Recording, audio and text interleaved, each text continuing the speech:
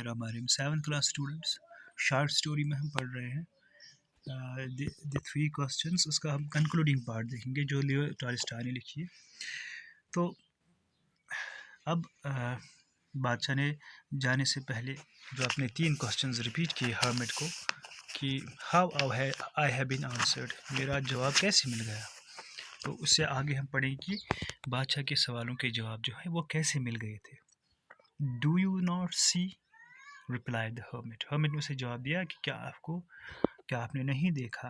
Do you not see, these are the words of hermit. Inverted commas में है, question है। ये question जो है ये ऑक्सिलरी से स्टार्ट होता है, तो ये यस नो क्वेश्चन भी हम इसे कह सकते हैं, नेगेटिव भी है। डू यू नॉट सी, क्या आपने नहीं देखा। रिप्लाइड द हर्मिट, हर्मिट ने कहा if you had not pitied my weakness yesterday, अगर आपको मेरे इस कमज़ोरी पे तरस नहीं आया होता कल, यस्टरडे। पिटी का मतलब होता है तरस आना, आर आना। वीकनेस का मतलब होता है कमज़ोरी। अगर आपको कल मेरी कमज़ोरी पे आर नहीं आया होता, and had not dug these beds for me, और अगर आपने कल मेरे लिए ये बेड्स जो डग नहीं किए होते, खोदे नहीं होते, यानी मेरा काम नहीं किया होता, you would have gone away, आप चले गए होते, then that man would have attacked you, जो कल उस आदमी ने आप पे अटैक किया होता, आपके दुश्मन ने, and you would have wished, और आपने ये चाहा होगा, आप की ख्वाहिश फिर ये रहती कि you have stayed with me, कि काश मैं आपके पास ही रहा होता। So the most important time was when you were dying the beds. अब आपकी ज़िंदगी का सबसे अहम वक्त क्या था, वही टाइम जो आपने मेरे साथ गुजारा, जिसमें आपने मेरी मदद की, क्योंकि आप मेरे साथ एंगेज रह गए, आप वापस नहीं गए। इसका मतलब आप पे अटैक जो होने वाला था आप उससे बच गए। And I was the most important man, उस वक्त मैं आपके लिए सबसे ज़्यादा इम्पॉर्टेंट इंसान था। क्यों? मैंने ही आपको रोका, मेरी वजह से आप रुके, मेरी वजह से आपकी ज़िंदगी जो है वो बच गई, इसलिए मैं इम्पॉर्टेंट इंसान था उस वक्त। And do me good was your most, और आपने and to do me good was your most important business, और उस वक्त आपके लिए सबसे अच्छा काम था मेरी मदद करना, क्योंकि मेरी मदद की वजह से आप उस वक्त बच गए, आप मेरे साथ ही रहे। Afterwards when the man ran to us, उसके बाद क्या हुआ, उसके बाद वो इंसान जो ज़ख्मी हुआ था, आपके गार्ड ने किया था, वो जब भागते भागते हमारे पास आया। The most important time was when you were caring for him, सबसे ज़्यादा अहम बात जो चीज़ थी वो थी कि जो आपने उसका केयर किया, वो उस वक्त इम्पॉर्टेंट था। यानी दूसरे मरहले में हम अगर देखेंगे, जब वो दौड़ता हुआ आया, उस वक्त वही इम्पॉर्टेंट काम था कि आपने उसकी केयर की।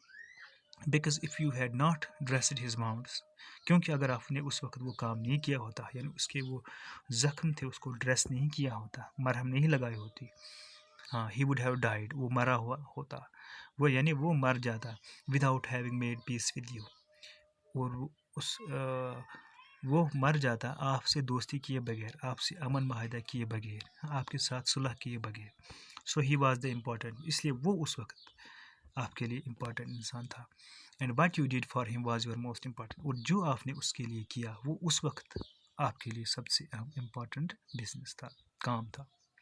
यानी अलग अलग मौक़ों पर अलग अलग चीज़ों इम्पॉर्टेंट होती है, अलग अलग वक्त इम्पॉर्टेंट होता है, अलग अलग शख्स इम्पॉर्टेंट होते हैं। Remember then there is only one time that's important and that time is now, और याद रखो सबसे अहम वक्त क्या होता है, वही वक्त होता है जो उस वक्त चल रहा होता है।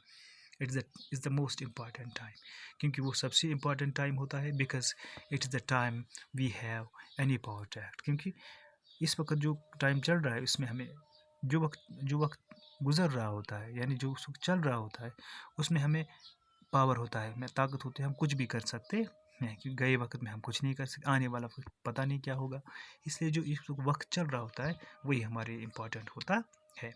The most necessary person is the person that you are with at a particular moment, तो सबसे अहम इंसान आपके लिए वही होता है जो आपके साथ में होता है एक पर्टिकुलर वक्त में जो इंसान आपके साथ होता है वही आपके लिए इम्पॉर्टेंट होता है। क्यों? For no one knows what will happen in future, क्योंकि कोई नहीं जानता कि फ्यूचर में क्या होने वाला है, and whether we will meet anyone else, तो ये तवक्का नहीं की जा सकती फ्यूचर में हम कभी मिलेंगे या नहीं।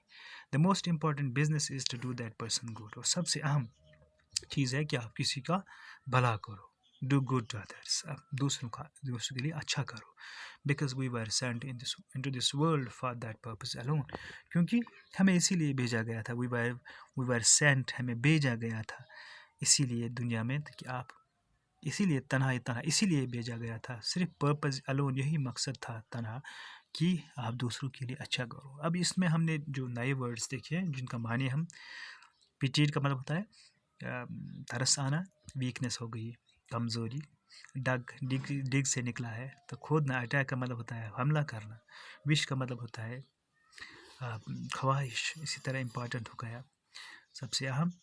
डिग का मतलब होता है खोदना, इसी तरह आफ्टरवर्ड्स हो गया बाद में। केयरिंग का मतलब होता है किसी की खातिरदारी करना, किसके लिए किसी की हिफाजत करना, ठीक। ड्रेस का मतलब होता है मरहम लगाना ज़ख्मों पर, ड्रेस समवन्स बाउंड्स। इसी तरह और एक वर्ड इसमें है पर्टिकुलर का मतलब ख़ास होता है। मोमेंट का मतलब होता है लम्हा, हाँ? इसी तरह